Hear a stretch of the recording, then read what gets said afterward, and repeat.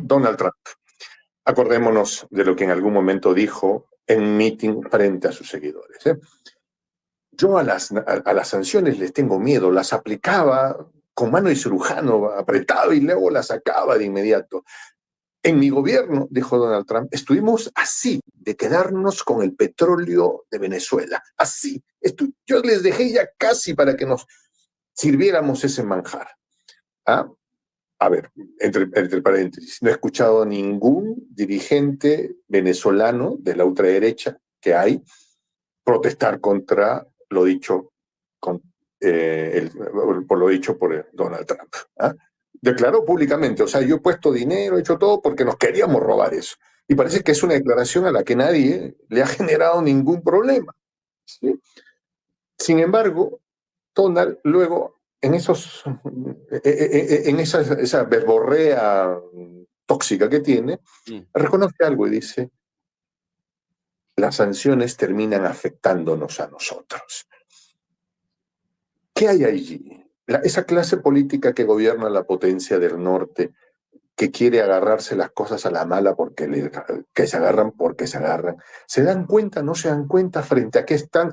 Le metieron sanciones a Rusia y Rusia ahora es la cuarta economía del planeta en función a su capacidad de adquisición dentro de su propio territorio. ¿Se dan cuenta o es que andan ya en una euforia producto de esos que consumen cosas extrañas y que les anula cierta parte de la corteza cerebral? Definitivamente se dan cuenta, Juanjo, porque mira, es la continuación de las prácticas que la anglósfera ha utilizado para consolidarse. Primero, cuando Reino Unido se convirtió en la potencia mundial a partir del pillaje, de la piratería, y literalmente a través del patrocinio de piratas para ultrajar a barcos de potencias que les competían por los dominios territoriales y en ultramar. Dos, el pillaje que hacían en diferentes partes del mundo, en Australia, Nueva Zelanda, pero también en China, Hong Kong, el Mar Amarillo, el pillaje que llevaron a cabo también en el Caribe, en las Américas, y que lo veían normalizado o lo normalizaron por el poder que les daba el diferencial tecnológico para la guerra o dedicado a la guerra. Y Estados Unidos, pues es la práctica moderna extendida, pillaje, violencia, con la cuestión de las sanciones que gracias a ese diferencial tecnológico en lo bélico pueden finalmente imponer. Pero ¿qué pasa? Ahora el mundo ha reducido las asimetrías tecnológicas. China ya le ha reducido bastante la brecha tecnológica, incluso también en materia bélica, el mismo Rusia, bueno, y no son tan tontos. Si tú te fijas, realmente Estados Unidos se pone a pelear físicamente, directamente, cuando siente que hay una relación asimétrica en la que puede dominar sin que eso le cueste la propia existencia, como pasó con Vietnam, como pasó en Afganistán, en Irak, en Libia, es decir, frente a países muy pobres. O ahora lo vemos, esa capacidad para ir a pelearle a los hutíes en Yemen, en Hodeida, pero no con Rusia, no con China en Taiwán, allá sí van tranquilos. O esto que apoyen en la Franja de Gaza, Juanjo, o en Líbano, diciendo es que nos agredieron los libaneses, nos agredieron el Hamas, y al día siguiente tienes bombardeando la Franja de Gaza y tienes bombardeando el Líbano, pero Irán ya les ha pegado 2 veces y los ha avergonzado. O sea, su millonario domo de hierro, flecha de David y onda de David, pues no les han servido más que para hacer el ridículo. Y ahí, si te fijas, no han respondido como con la rapidez que suelen responder, por una simple y sencilla razón, porque no son tontos y porque llevan a cabo las prácticas que les generan dinero, pero ¿cuál es el límite? El límite es que en donde no puedan ultrajar, en donde no puedan robar, en donde no puedan ultimar, porque puede ir en riesgo la propia esencia de sus estados, los estados que patrocinan la anglósfera, ahí se detienen. Ese es, digamos, el límite. Y como Irán, a pesar de las sanciones que ya llevan décadas, y también el acoso que tienen, y lo decía Masoud Pezeshkian recientemente en un discurso que le dedicó a Estados Unidos, decía, yo no he rodeado a Estados Unidos con bases militares, yo no he sancionado ni matado de hambre a la población estadounidense con sanciones, yo no he patrocinado a grupos terroristas para agredir a Estados Unidos. En cambio, todo eso lo hicieron ustedes y aún así se atreven a llamarse democracias. Entonces, lo que hacen los Estados Unidos es la continuidad, y por eso Donald Trump lo decía con toda normalidad, de la práctica de la anglósfera que los ha llevado y que los ha catapultado a ser aquello en lo que se han convertido. No tienen el menor empacho en decir, si queremos nos quedamos con el petróleo de Estados Unidos. Mira, ese es Trump. Del otro lado de la política, del espectro político en Estados Unidos, Laura Richardson lo decía, y me parece que lo alcanzamos a platicar tú y yo, decía, bueno, pues nos interesa mucho el oxígeno de la Amazonía ahí en Sudamérica, principalmente de Brasil, el litio en Chile, Argentina y Bolivia. Ahora ya tienen un jugador y medio de su lado, ¿no? Digo jugador y medio de su lado en estos tres países porque tienen ya bien agarradito a Milei, que ese solito no necesita, a ese nada más le dice mi alma y se enamora, pero Boric, que juega esta doble rasero, y bueno, pues Luis Arce, que es el que parece resistir, digamos, los embates, pero que lo debilita su pelea, pues muy fuerte que tiene con Evo Morales, incluso ya en niveles de bajeza en donde se están, no sé hasta dónde se están difamando o hasta dónde se están sacando los trapitos y que van a terminar afectados ambos. De tal suerte, pues, que también vemos algo que es muy de la característica de la anglósfera como política estratégica, Juanjo, dividir a los pueblos en donde tienen interés de explotar recursos. Y no me Eso me hace acordar un chiste que me contaba el otro día nuestro amigo Ariel Umpierres. Cuando dos hermanos irlandeses se pelean, es porque la noche anterior los visitó un inglés. No, pues mira, decía el coronel Pedro Baños, que ahí donde hay un inglés siempre habrá un problema posterior.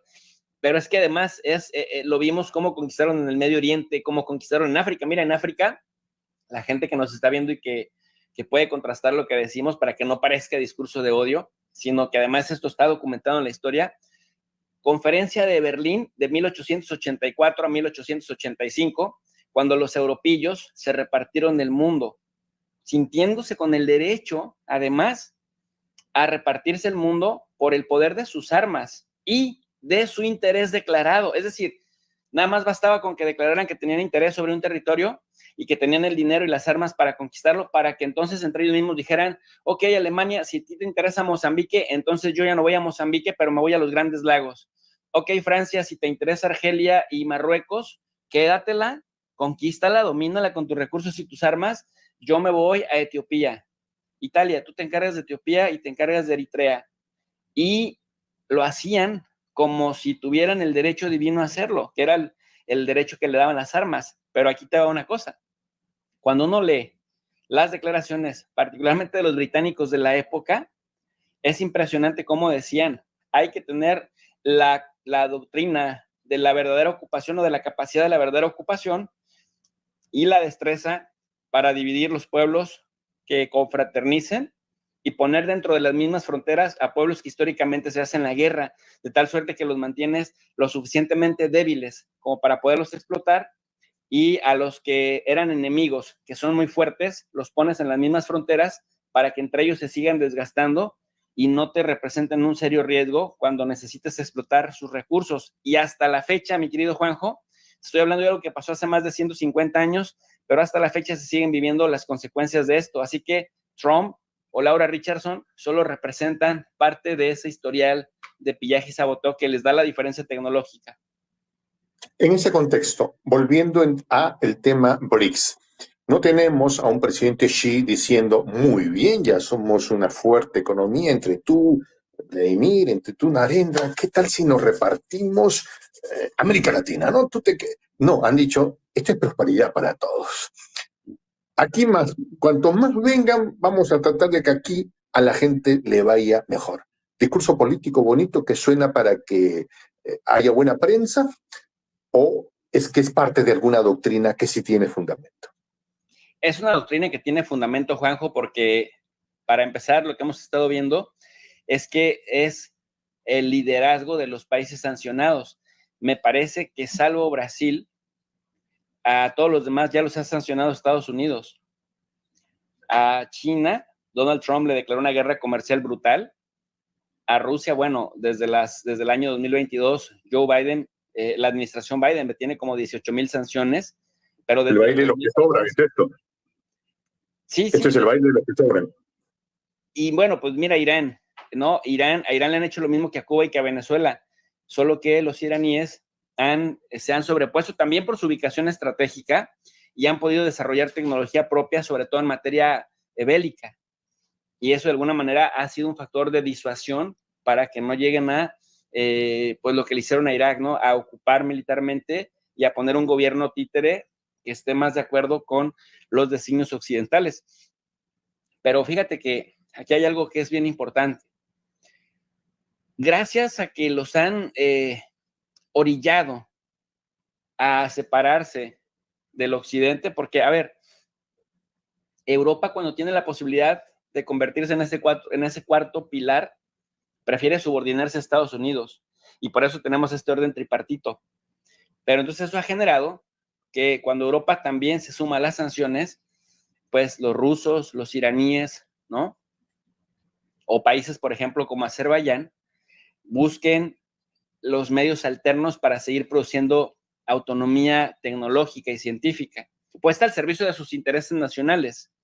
Y eso, bueno, pues lo que hace es que si antes el occidente te podía controlar transfiriéndote tecnología de segunda categoría o insumos para tecnología de segundo orden, pues ya no los puedas controlar y haga lo que sucede con el tema político, la emancipación de la capacidad para producir tecnología que te pueda competir, que es lo que hace ahora China en materia comercial y en materia de las comunicaciones. Y por eso, Juanjo, no es casual que a China, por ejemplo, la tienen excluida de todo el tema de la política aeroespacial, los viajes a la Luna, la exploración del espacio exterior, Marte, no es poca cosa. O sea, hay tal nivel de desconfianza y los consideran como unos verdaderos enemigos y adversarios que ni siquiera hay colaboración científico-tecnológica con los chinos para evitar, dicen los estadounidenses, la piratería, aunque ahora China ha probado una capacidad aeroespacial brutal. Y lo mismo los rusos. Finalmente, tú recordarás que hace poco los estadounidenses iban a dejar a una pareja de astronautas en el espacio hasta febrero del 25 porque les falló Tesla. Y quien terminó yendo por ellos es una aeronave rusa. En materia de armas, de producción de sistemas balísticos, de sistemas de crucero, también de infraestructura, de baterías antiaéreas para sostener una guerra en el aire, pues los rusos, los iraníes, los chinos han demostrado que la brecha se ha reducido enormemente. Y a mí me parece que en esta intención de asfixiarlos, Juanjo, pues los han orillado a emanciparse. Y esa emancipación es peligrosa porque va a ser más difícil que les puedan controlar. Ahí pienso en la amada Cuba, que ha sido terriblemente orillada a las situaciones más extremas. A ningún pueblo se le puede negar medicamentos cuando el planeta entero vive una emergencia sanitaria, pero aquí se le impuso de todo y de lo peor. ¿Sí? Venezuela, el presidente viajó, el presidente Maduro viajó a Kazán. Sin embargo, hay como que, oye, solo somos 11 para comenzar y no vamos a ampliar. Entonces, hay una sensación, de pronto, de la gente que no profundiza, es, se está cerrando el círculo. Creo yo, desde mi expectativa, es que esto es como construir un edificio, ¿no? Recién armas el cimiento y el concreto recién está cuajando y no puedes estar pensando en meter los vidrales de la terraza, pues, ¿no? Entonces, pero se ha creado un concepto llamado estados asociados, a la que parece podrían estar entrando Venezuela, podría estar entrando Cuba, todavía no sabemos, ¿sí? Que no serían directamente economías que sean el núcleo del BRICS, pero que sí podrían ya comenzar a negociar en monedas de cualquier otra de estas naciones. Es lo que se ha trascendido, pero al margen de eso, ¿cómo percibes ese momento en el que muchos quieren entrar y es como que, oye, todavía estamos armando los cimientos? Sí, definitivamente yo lo que diría que aportaría en legitimidad cuando ves que, por ejemplo, un país poderoso en materia energética, aunque pequeñito como es Azerbaiyán, o pues gigante petrolero llamado Venezuela, y que al mismo tiempo en esa misma fila se forma Turquía, se forma Pakistán, la única potencia musulmana nuclear, o que ahí mismo ves a países como Bangladesh, Tailandia y Bielorrusia, que suenan muy poco en otras latitudes, o a la misma Bolivia, que está convertida hoy en día en la potencia del litio. Eso te dice una cosa, mi querido Juanjo, y mira que va a ser muy interesante, que mientras los europeos están desconectados de la realidad y para autodenominarse vanguardistas dicen que van a dar el giro, que van a dar el cambio a las energías verdes, a las energías renovables, la verdad es que lo dicen porque no tienen energías, no tienen recursos y no quieren estar dependiendo de otros. Que los que sí tienen recursos energéticos están pasándose al bloque alternativo. Entonces, además de que llenas de legitimidad a una organización que se autodenomina o se autodefine como la alternativa a la hegemonía prevaleciente que está en decadencia, que es el bloque que encabeza Estados Unidos, también en un segundo término ves que las capacidades materiales y los recursos materiales también se mueven a ese lado. O sea, Rusia, que es la principal potencia petrolera y gasera del mundo y carbonera, junto con Estados Unidos. Irán está entre los 5 primeros gaseros y petroleros del mundo. Emiratos Árabes Unidos, gasero y petrolero del mundo. Turquía, igual, entre los carboneros y gaseros del mundo. Bolivia, litio. Venezuela, petróleo. Si a esto le sumas a un país como Brasil, que tiene la reserva más grande de oxígeno en el planeta, pero además también es un gigante alimenticio, o sea, me parece que quienes tienen la capacidad para mover este planeta en los próximos 50 años se están yendo a un lado. Ahora, que la gente no se confunda, porque la gente luego piensa que esto es como un partido de fútbol o como una pelea de boxeo, en donde de un lado se tienen que pelear con los del otro lado.